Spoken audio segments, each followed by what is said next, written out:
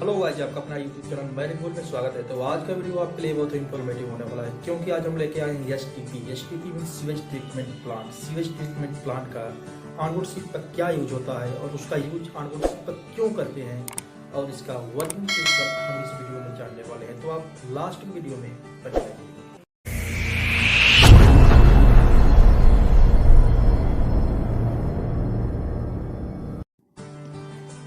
STP को विस्तार से जानने से पहले हम जान लेते हैं सीवेज के बारे में। सीवेज मोस्टली एकोमोडेशन से यूज्ड मटेरियल होता है जो कि ह्यूमन वेस्ट होता है, जैसे कि toilet, urinals and other material होता है जो कि डायरेक्ट सी में फेंकना मैरीन इन्वायरमेंट के अगेंस्ट है। तो इसके लिए हम सीवेज को ट्रीट करते हैं the help of STP means sewage treatment plant. तो हम आते हैं मैरीन रेगुलेशन की तरफ। मरीन एनेक्स 4 के अनुसार सीवेज को नियरेस्ट लैंड से 4 नॉटिकल माइल पर डिस्चार्ज किया जाना चाहिए। इससे पहले सीवेज को लेस हार्मफुल में कन्वर्ट कर देना चाहिए with the help of STP. तो दोस्तों सवाल ये उठता है कि इसको ट्रीट कैसे किया जाए कि ये लेस हार्मफुल में हो जाए और इसको नियरेस्ट लैंड से 4 नॉटिकल माइल पे डिस्चार्ज कर सकें। तो दोस्तों सीवेज को लेस हार्मफुल बनाने के लिए हम एसटीपी का यूज करते हैं, जो कि सीवेज ट्रीटमेंट प्लांट के नाम से जाना जाता है। Basically sewage treatment plant onboard ship पर बहुत ही इम्पोर्टेंट रोल प्ले करता है। तो दोस्तों एसटीपी कैसे काम करता है हम अभी जानेंगे इसे विस्तार में। तो STP work as sewage feed into the plant, further broken into the sludge water with the help of aerobic reaction। तो दोस्तों अब चलते हैं एसटीपी का वर्किंग प्रिंसिपल, एक कैसे काम करता है। तो दोस्तों हम बात करते हैं सीवेज की। जो हमारे टॉयलेट में ह्यूमन वेस्ट जो लिक्विड फॉर्म में होता है, इसको हम ब्लैक वाटर भी कहते हैं। और वो black water vacuum toilet pump के through first chamber means primary chamber में इंटर करती है, जो कि स्क्रीन फिल्टर से होकर गुजरती है। तो स्क्रीन फिल्टर सीवेज में उपस्थित inorganic material such as plastic जैसे अनवांटेड मटेरियल को सेपरेट करता है और ऑर्गेनिक मटेरियल को प्राइमरी चैम्बर में जाने देता है, जो कि यहाँ पे आप देख सकते हैं। और इसका लेवल धीरे धीरे ऊपर आने लगता है और सेकेंड चैम्बर में जाने लगता है, और सेकेंड चैम्बर को एरिएशन चैम्बर कहते हैं। तो जो हमारे ब्लैक वाटर इस चैम्बर में आए हुए हैं प्राइमरी चैम्बर से, इसको डिकम्पोज करता है, यानी इस ब्लैक वाटर में एयर सप्लाई करते हैं with the help of blower, और सीवेज को डिसइंटीग्रेट करती है with the help of oxygen, जिससे ब्लैक वाटर डिकम्पोज हो जाता है और माइनर पार्टिकल में कन्वर्ट हो जाता है। तो दोस्तों आइए देखते हैं ये किस प्रकार से काम करती है। तो आप यहाँ पे देख सकते हैं ब्लोअर 1 और ब्लोअर 2। ये ब्लोअर ऑक्सीजन को सप्लाई करता है और ब्लैक वाटर को पूरी तरह से कवर अप करके माइनर पार्टिकल में कन्वर्ट करता है, जो कि इस क्रिया में कार्बन डाइऑक्साइड और वाटर वेपर प्रोड्यूस होता है, जो एयर वेंट के थ्रू बाहर निकल जाता है। इस प्रोसेस को एरियोबिक प्रोसेस के नाम से जानते हैं। एरियोबिक बैक्टीरिया का उत्पत्ति इसी में होता है, और इस ब्लोअर का प्रेशर निर्धारित होती है, जो कि 0.3 बार से लेकर 0.5 बार तक सुनिश्चित किया गया है। यदि ब्लोअर का प्रेशर 0.5 बार से अधिक हो जाएगा तो क्या क्या प्रॉब्लम होगी, हम इस पर थोड़ा डिस्कस करते हैं।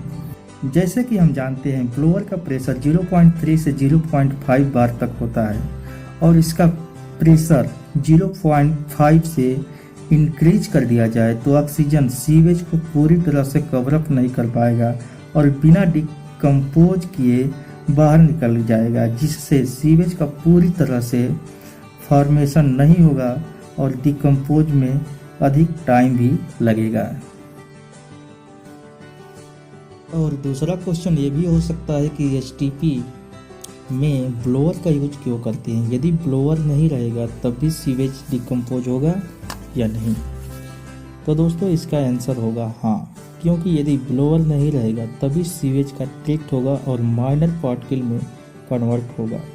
लेकिन इस क्रिया में कई हानि प्रोड्यूस होगा, जैसे कि कुछ एक्सप्लोसिव और फ्लेमेबल टॉक्सिक, जो कि सी वाटर को कलरलेस कर सकती है, और इसमें गैसेज भी प्रोड्यूस होगी, जैसे कि मीथेन, अमोनिया, डाइसल्फाइड गैसेज।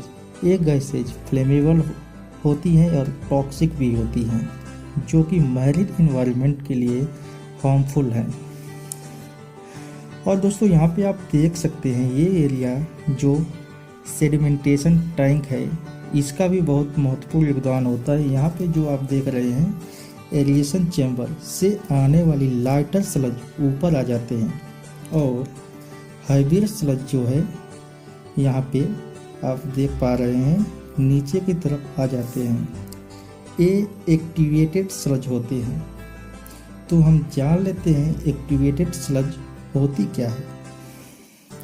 तो एक्टिवेटेड स्लज वही स्लज होती है जो एरिएशन में एरियोबिक बैक्टीरिया युक्त होती है। इसमें एरियोबिक बैक्टीरिया का अधिकता होता है, जो हमारे लिए यूजफुल होता है, क्योंकि ये बैक्टीरिया स्लज को डिकम्पोज करने में सहायक होती हैं। और नीचे जो ब्लोअर से कनेक्ट पार्ट देख रहे हैं, ये वेंचुरी की तरह काम करता है और हैवियर पार्टिकल को अगेन एरिएशन चैम्बर में पहुंचाता है। सीवेज पाइप के द्वारा अगेन प्राइमरी चैम्बर से आने वाली सीवेज में मिक्स हो जाता है और सेम प्रोसेस स्टार्ट हो जाता है।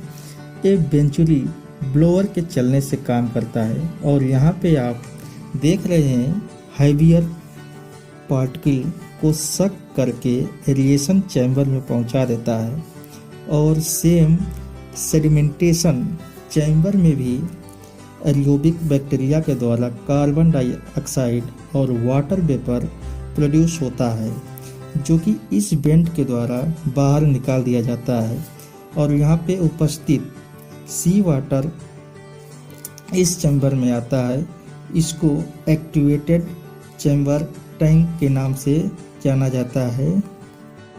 जैसे ही सीवेज इस पाइप के द्वारा यहाँ आता है, कार्बन फिल्टर से गुजरता है, तो हमारे सीवेज में केमिकल कंपाउंड होती है जो उसको कार्बन फिल्टर रिमूव करता है।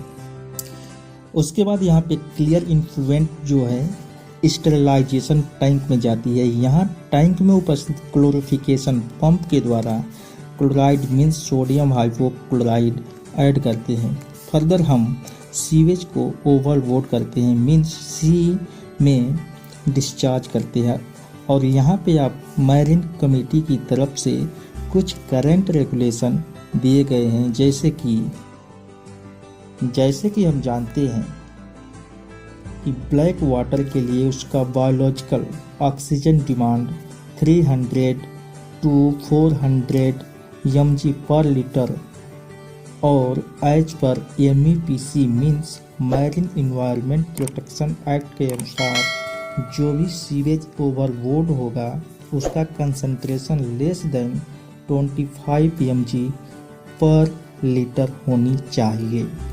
मतलब हमारा जो ब्लैक वाटर होता है उसका बायोलॉजिकल ऑक्सीजन डिमांड 300 से लेकर 400 मिलीग्राम पर लीटर होता है और MEPC के अनुसार हमें 25 मिलीग्राम पर लीटर के दर से जब हो जाएगा सीवेज, तभी हम सी में डिस्चार्ज कर सकते हैं। आफ्टर क्लोरिफिकेशन यहाँ से आप देख रहे हैं लो लेवल फ्लोट और यहाँ पे हाई लेवल फ्लोट। आप यहाँ पे सेंसर को देख सकते हैं, जैसे कि सीवेज का लेवल इसे सेंसर से टच करता है तो वाल्व यहाँ पे देख रहे हैं क्लोज हो जाता है और सीवेज इस पाइप के द्वारा सीवेज डिस्चार्ज पंप के थ्रू हम यहाँ से ओवरबोर्ड कर देंगे या सीवेज होल्डिंग टैंक में फीड कर सकते हैं। और दोस्तों यहाँ पे आप जो देख रहे हैं ग्रे वाटर, तो इसका क्या काम होता है, तो हम सीवेज ट्रीटमेंट में जो प्रक्रियाएं करते हैं, और दोस्तों यहाँ पे आप देख सकते हैं ग्रे वाटर, इसका क्या काम होता है, तो हम सीवेज ट्रीटमेंट में जो प्रक्रियाएं करते हैं उसमें कुछ सीवेज या स्लज स्टिक हो जाती है, मीन्स चिपक जाता है, उसको फ्लश आउट करने के लिए हम ग्रे वाटर का यूज करते हैं। ग्रे वाटर मेनली शावर का वाटर होता है या एकोमोडेशन के बाथरूम से निकलने वाला वाटर होता है।